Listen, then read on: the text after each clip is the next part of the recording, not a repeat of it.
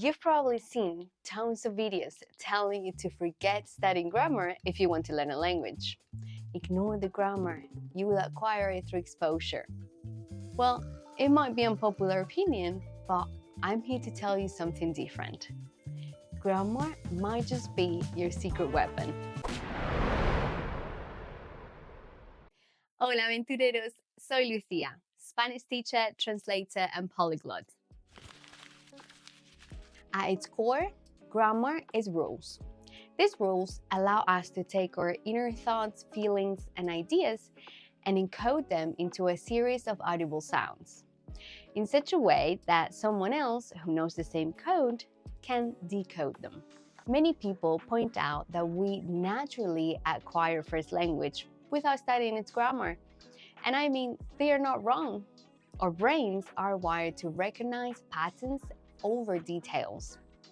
And they argue that studying grammar can actually distract from this natural process. But the truth is that much of this advice comes from seasoned language learners, polyglots or linguistic experts, people who already have a strong foundation in understanding grammar across different contexts and can easily spot grammatical patterns. The reality for most language learners and many of my students is that they don't have that foundational knowledge. I remember how much grammar I learned about my own language when I sat down to study English. It really opened up a whole new world for me, even regarding my native language.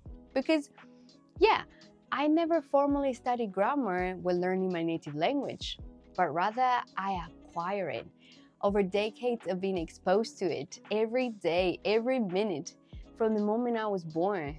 And I will be experiencing with it out of a necessity to communicate. That is not the reality for someone learning a second language. The don't learn grammar idea often stems from theories of early childhood language acquisition, a developmental phase that is a radically different experience to approaching a second language. The argument against learning grammar usually prioritizes exposure to the target language, listening and reading as much as possible. It prioritizes input over output. And yes, don't get me wrong, exposure is really important, in particular at the initial stages of learning. We do need comprehensible input before we have anything to output. But I want to challenge the idea that it's more efficient to learn a language by passively acquiring the grammar. Consider this. You want to learn to paint, but instead of learning any painting techniques, you decide to expose yourself to as many painters as possible. You don't paint, you just watch painters.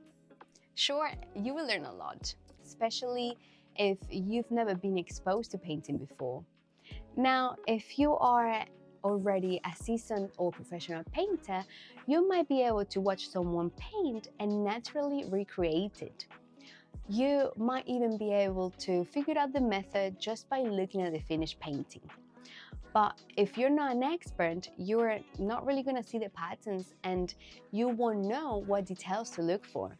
No matter how much Bob Ross you watch, you're not going to become a painter without actually painting. And to do that, you will need to learn the medium. And in language terms, that's the grammar. And here's the point that I want to make today. Yes, grammar is made up of rules. But as a language learner, I don't want you to see them as restrictions, things to avoid until we naturally acquire them.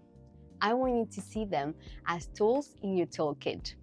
They are not there to limit your expressions any more than painting techniques limit a painter. They are the means for expression. So, learn a grammar point and then express yourself with it, speak it, use it repeatedly. And when you want to express more, learn another grammar point. It's like learning a new painting method or picking up a guitar and learning a new chord. Think of grammar points as musical chords. The more chords you know and the more you practice them, the better you can express yourself through music. Language works the same way. So I will argue that what is more important than just exposing yourself to the language is actively using it, speaking it, expressing with it. Because through the cognitive process of constructing sentences with grammar, you begin to truly learn the language. Because we know that learning happens best when the brain is challenged, like when you code a message. One very important point to make, which is very overlooked, is that within any language there are irregulars. There are words or conjugations that don't follow the regular pattern, that are exceptions. And these irregulars are always one of the biggest challenges for my students. Without knowing the grammar, these irregulars will only confuse and throw you off from finding the grammar, from finding the pattern. But if you have an understanding of the grammar, then these irregulars will stand out immediately and it will be easier for you to acquire them. But okay, think about it. Why do we learn a language? To express ourselves. No child learns a language just to understand others. They learned it to communicate their own needs and desires. So the more comfortable you become expressing yourself, the more you will explore new ways of communicating.